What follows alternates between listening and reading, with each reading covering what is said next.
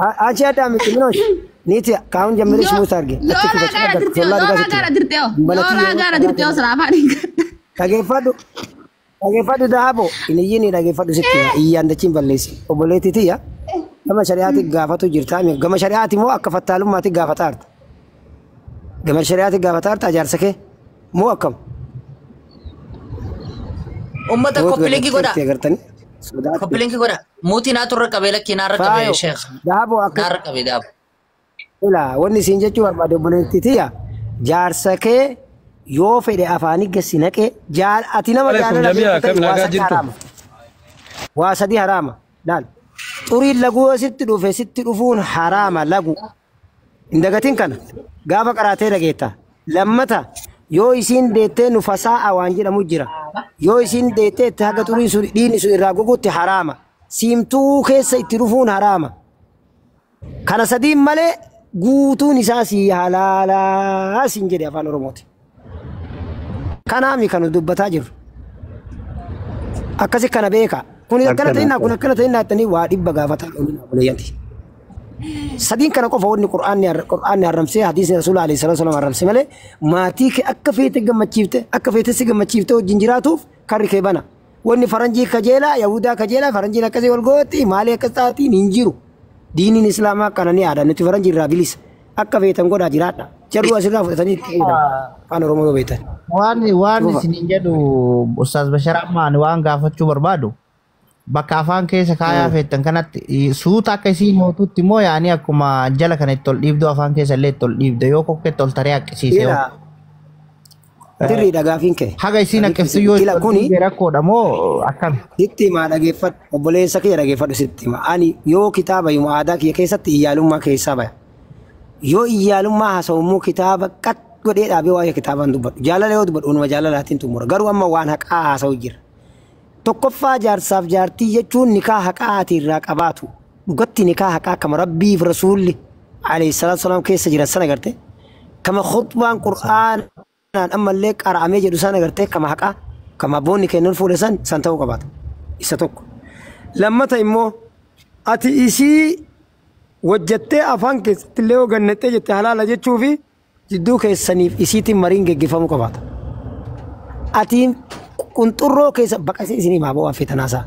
Qunxurroo keessan isiin hodhuuf eeyyamamtuu ta'uu qabaata. Gaafa isiin eeyyamamtuu taatee jette wanni si eeggatu maali? Gama shari'aatiin kun. Annahu haalatu xahaaratihi. Kitaaba isinii maxxansee dubbadheerallee amma isinii maxxansee akkanuma isinii. Yeroo dura hudduu ta'e amaanaa sitti haa taatu qunxurroo hudduu kee nagaatti. Hin balleessin. Bashar osoo waan dhiqatini diimilee saniin itti deemisiin jedhe. Qaxxe gootee qulqulleessitee nazaftee akka fuula daa'imaatiin naziifa gootee mandiilaan akkana xarattee xurirraa bilisa ta'uu isaa argitee goysitee kaatee ofii qabda obboleessoo si barbaachisaa ittaan qaxxe gootee gogaa san dhaabdee nagaatti. Barbaachisu gogaa san dhaabdee amma fakkeenya akka ishee balleessu irraa gadhatte. Gogaa san amma fakkeenya gogaa san dhaabdee gizee afaan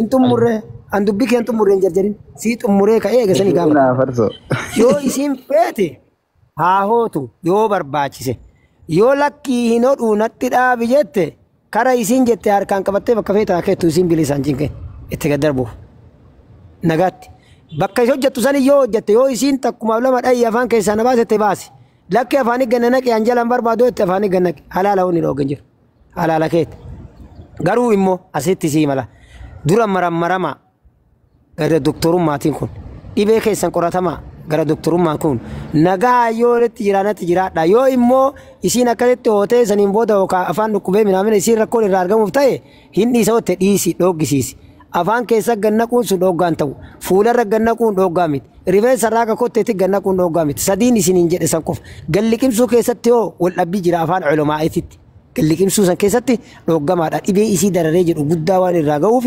haraamatti illee ciibsanii hin dhoggan akka gadi liqimsine la akka gadi liqimsine haa tuftu kanaaf hanganuma qofa sii deebisa kanarratti feetu fudhattaa dhiiftaa waan biraatti ka jiru kana dhugaan jirtu tan salaamu alaikum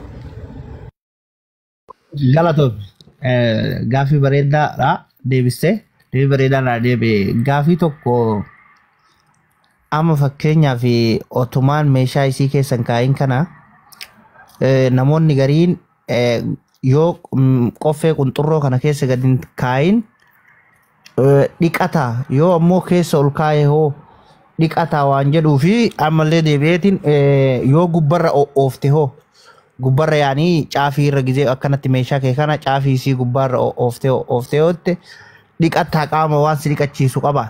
Yoo mataan xiqqoma waa xiqqoma kana kunoo mataan qunxurroo kun daabboo isii keessa gasseene hoo ni dhiqataa waan jedhu sheekolee wayyaa isiin dura dubbataa turanii. Lammaffaa deebitee kofa isii keessa seentee naan dhiqatta. Gabaabsi dubbii asaa dheertuu naa sonula. Kofa isii keessa seentee jennaaniin hin dhiqatta. Riwaayaa Bukaariitti akkasi dhufu. Osoo ittillee gadi naqini, osoo waraanteellee irraan turini, kofuma isii keessa seentee jennaan hin dhiqatu waajiba sirratti ta'a. Gabaabaa saasaa gabaabaa siyaasa'uu fedheera.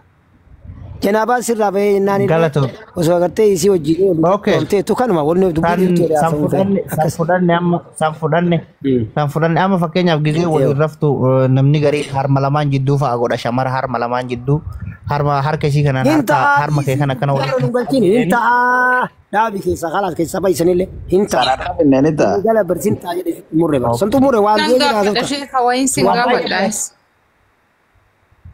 waaduma te maal taate bulisa ke kun bar waaduma jaarsiki bakka sadiin san qofa wanni odo buqushaa kiyya keessa seensisee qunxurroo isaa bulchee hoo kanan buqushaati akkuma inni sparmii isaanatti gannaqetti akkasumatti qunxurroo isaa akkasumatti akkanatti seensisetti odoo rafee rakkina qabaayi miidhaan irraan geeyamoo kasarra miidhaa geeyaa la obboleettitiyya hojjatee dhalaan aadaa yoo qunxurroo keessa bulchan jaalatti dhugaa yoo siime jechuudha. Akaayuma waliin nila. Dhiira yoo ta'ee meeshaan isaa cimaa ta'e itti dhiibeeti dura dhahee ka'ee irraa qabbaneessee yoo inni dhaabatee noormaalii sanitti awwaalee irratti kutu. Wallaahi kino. Ila gogaan sun itti dhidhimeemi keessuma ciisa kiyyaa yoo ati ribaa kaa'ettu keessa jira nama kinoo kun dinnichi sitti as maxxane nagatti. Anis bara wanna saniin fedha akkasumatti akkuma gubbaadhaan ciisetti gubbumaan akka wal sallee tole. Ni jennatti dhageeffadhu. Ila gaafa sani nama taata ganama san nama garuu immoo noormaali isa warra beeku warra ogummaa qabu hojjeta malee maammadoon inni gaddu dheetuma taanu hiikaa jiraate. Gubbaadhaan gochuu nan danda'a gubbumaan odoo rafee qunxurroo gubbumaan godhee gubbumaan odoo rafee. Salamaa maaliin irraa fuudhu modeetar? Ila wanni siin jedhu akka inni sanitti sadii halaala keeti. Naa modeetara nama takkaan kennin maamme gan nu daddarbanii odoo gaafii teenya fixatin.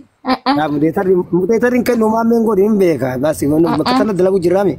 Yoon buunee dhabbaa laale achumaan amma muxxeetiyya caafiin tun hin jirti Sheekh Bashir fi nama gaafii gaafatu tam takkan tuqina hayyee muxxeetiyya caafiin tun hin jirti kan muramne tun hin jirti muxxeetiyya qinxirii jedhamti kan muramne tun ishee odoo quba saa lamaan akkanatti godhee qinxirii san shukkuume rakkina qaba shukkuumee ka'ee achum qunxurroo isaatti galchee ka'e kanumatu gubbaan na koree narra taa'e. Fagaasan guddisina haasaa an beektaa wanni an fedhu maali achir baachir waree garanaa irraa waree kijiba oofaa ooluu miti gabaabaa dubbii akka daal namni barrasaasa yoo dha'u gallaalee bakka lakkoofsa ida'uu duwwarra buuftaa fuula keessatti nagatti ka'u bakka san buuftu yookaan rasaasa akka bakka buuftu maali kun gaarii miti dubbiin gabaabduun kan siimuu barbaade maali akki dhalaanii jaalalli dhalaa bakka lama jira.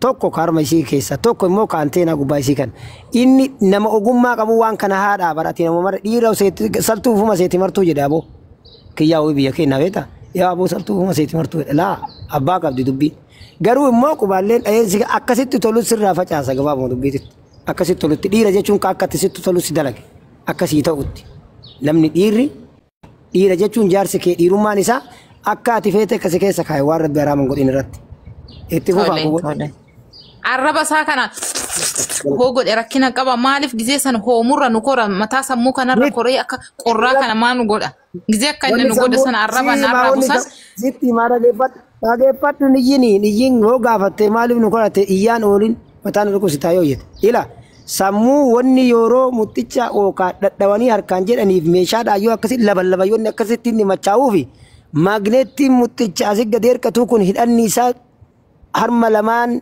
hiddar malamaniti walijira dala yo asiwan kana sirra titamadde hollatte kir jette harmisi kun ijifalla isi debit fenti sagatechu malif magnet chakanaati fi magneti harma isi tu walijira hiddisa hida tawri qaban sparmin harma sunachi sochoe nane sarufa bakka malle garte afo kana rufa dala bariyo akazi kafte ta akka meesha dhiraati dhaabata qaceelo yoo ati nama garte onno tat meesha akkasi dhaabate san laafifte caccabsite keessa fitte akka waan zero irra deebifta ganaa kiinno galgala lammata kaati caccabde afaan isiil kan isi guutuu irra dhumate kuni maali garuu isinis deebite yeroo sanii gaafa akkasi dhaabate san dhabamsiifte ati dhiira fedhii irraa naqee isiinuu yoo quufte afur darfite too'in bakka xaggab kuusin jetti nagatti khalaas keessa qinxirii teenya keessa biyyi jedhamtu takka jira wanna dubulbuluu takka jira qinxirii teenya keessa hooma sparmiin dhiiraatti faca'usan la ati gowwaadhaa dhageesse hin beekaanatti ni minan maanna himta takka dubbii akeekii dhiisi khalaas hin beeka wanti ila tagarrarraatu suni isiin ijoo dubbiiti magganaanya garuu dhalaa keessaa miti fee dalagaa dhalaa santii 40 santi afurtamani beetanii jidduu kana jaalala dhala jidduma kana keessa marki nagaatti yeroon dhumaa yoo isirraa gadinattu oldhaa yoo isin jettu itti muddi talaan BM akhiraa itti gadhiif talaan taankii oraanni mootummaa yoo lole akhiraa taankii deebala gaggabu dila kilaashii laan kilaashii fi xiyyiitii shuggutiin korteet boodarratti maali taankiidhaan itti deemta taankiin dhayaa ta akhiraa san taankii lolta malee gubbaa kanarra jira jaalalle boleettiti murattee dhayaadha yalla itti fufa taaftaa godhaa ummata mana taaziyaa dhuftan seetamu aboo ummata kan nam tolchee wayitii dhiira ummanni kun wallaahi illaa seedita barsiisa afarsoo gaaffiin qaba barsiisa akka akkuma gorsaatti tamuratte moo tamurattineetu irra filatamtuudha wallaahi tamuratte galatoo maanani naati dhufeetin hin deemetu iyyuu bakka sanii ila kittaanattee tajette silaa shari'aan akki jedhu caafitti irraa kittaanaa jedha xiqqeessaa caafirratti akkuma firee goommanaa irraa fuudha sila xiqqoma isi ima dhiissallaan garuu kenna ummanni oromoo kuni dhaqanii boollatti irraa fuudhanii waan quba namaa ga'u aboo haraam aleekum allah mataa jiru sabbata maranii maal jana boollissitanii maal umame akkama itti kennitan sun illee haraama isinirratti hin ta'u rabbeedha kammaan itti kennitan agana keessaa qaltanii moo haraam aleeka yabna halaa Rabbi sidisa mal jette tiyammuramne gizee na barbaachisa kiyya tiyammuramne amma ijoolleen dubartii nu quba keenya no gorgorree of keessa yaasne harama of keessa oo nutti dhaabate sun harama kitaaba harama sun abo carra nu kennu dandeetane Sheikh Bashir kana gaafi gaafada faddal harra do bari carra kennaaf jira namni kanaaf jedha bar wali carra daqiiqa lama fayyadama akka namni gadina بوفلي في سرينغا فدا بس ايوه لا لا كتو في انت انا وان سرينغا فدا نمني تو كيچ غدنا بوفني انا كيتي ايوه شيكل تاك غنا بوفني من ترو بات وان سرينغا فدا مون كسيمبو وان سرينغا فتنا سي دي بي عرب دا فناني جلا كانت لا شيكا ما كشيكا بات يمتا سر سيغلا جيبك تيتو ماجرا ايه ادامتي شيخ بشر كفان كان موت قدا mana banatena rabsu dandeetta bashar jedhina waan salaam alaykum seera mana kana bashar jedhina waan deebe waan fete ase ingo dumuti bashar jedhina achiraan sagantatte tani mamal sheek aboda geessa waaye sheeka asa bira walitti haasofna bashar boleso mana banadhu achi caffari malee bashar ayee bashar na dhageeffadhu okay salaam alaykum ati maqaashi la dhageeffadhu bara maqaashi ko to nyaataa jirta amma antu kufarratti wannan sin jedhu barbaade mana banadhu narrabsi mana banadhuuti narrabsi mana banadhu maqaa sheekota nyaataa dhe jaga fi mana keetitti asitti miti በትክክለኛ ጥያቄ ጠይቅና ከዛም ደግሞ ያው መተስማማት እንችላለን አለቀ mana banadhu amaamaak yawle udani sanir rakaa itti cafar wanne bultis no dar ko judi rakat amaamaak nu qaras drame ya jalaafu abona dhage amadu esi wadara ko kabudi magabu amaamaak yesani bona isa boletite na do setti ni yime amaamaak yesan ule udani rakaa cafak yabo kana qofa wahite ati qabdu hakat kana ran qabdu hakat kana kasi qofa qaba sheek arrabse diine arrabse jediti amaamaak karam bila guyan